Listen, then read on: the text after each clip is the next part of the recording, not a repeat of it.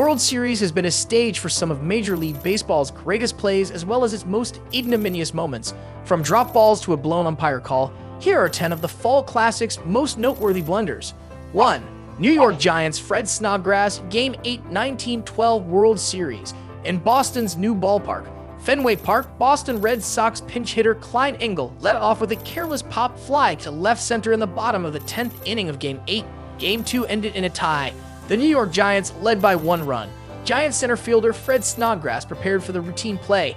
Engel reached second base after the ball bounced out of his glove and a poor throw. Snodgrass retired Harry Hooper with an over-the-shoulder catch while his mother fainted.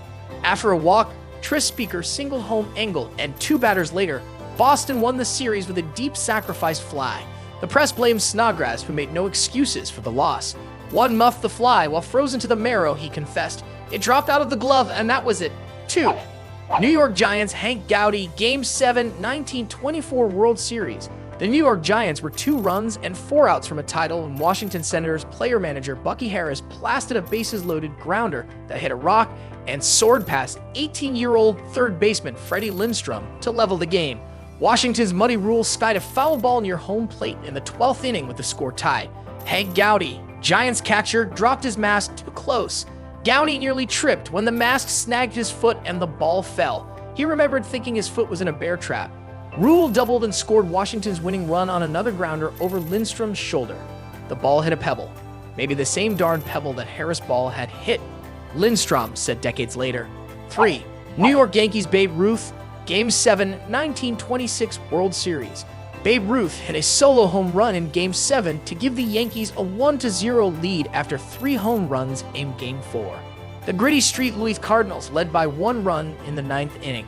After a 2-out walk, Ruth darted for second base as Grover Cleveland Alexander pitched to Bob Musil, who had singled and tripled off the Cardinals veteran in Game 6.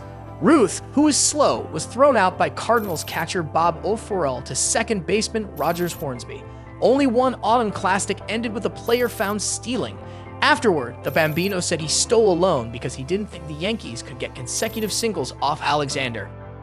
4. Brooklyn Dodgers Mickey Owen Game 4 1941 World Series. Mickey Owen, a Brooklyn Dodgers catcher, made his first All-Star team in 1941 despite struggling at the plate. Owen ordered relief pitcher Hugh Casey to throw a curveball to New York Yankees right fielder Tommy Henrich, with the Dodgers 1 strike from tying the World Series. Owen and Henrich both missed the sharply breaking pitch. Henrich ran to first base after the pitch hit Owen's glove heel and went backstop. The Yankees scored 4 runs off Owen's first pass ball of the season to win 7-4. The next day, Ebbets Field applauded the Dodgers catcher, but the Yankees won their 6th title in 6 years. Owen sold his goat herd in the offseason when he returned to his Missouri farm. 5. Los Angeles Dodgers Willie Davis Game 2 1966 World Series. Baltimore Orioles center fielder Paul Blair hit a simple fly ball into center field in the 5th inning of a scoreless game in sunny Los Angeles. Dodgers center fielder Willie Davis dropped the ball due to some blindness. Davis dropped the following Baltimore batter's shallow fly to center and threw a wild pitch to third base, setting a World Series record with 3 mistakes in an inning.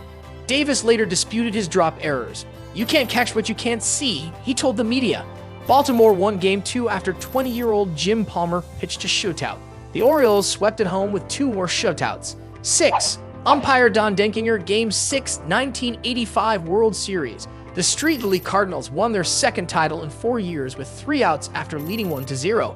Kansas City Royals pinch hitter George Orta hit a dribbler that Cardinals first baseman Jack Clark collected and flipped to pitcher Todd Worrell to start the 9th inning.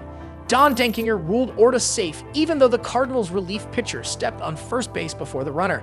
After arguing to no avail, the frazzled Cardinals allowed a runner to advance on a pass ball.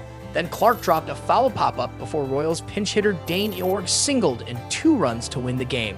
Whitey Herzog, whose Cardinals were 91-0 when leading after 8 innings that season, was furious. The following night, Street Louie lost the World Series 11-0. 7. Boston Red Sox Game 6 1986 World Series.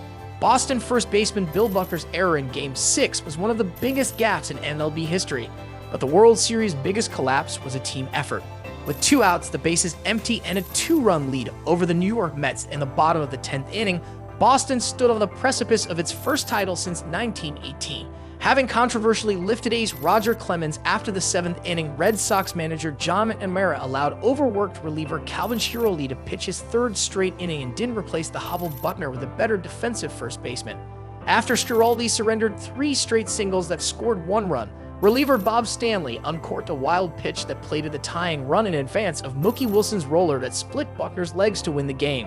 Riding the momentum of the Game 6 rally, the Mets captured Game 7 and the championship.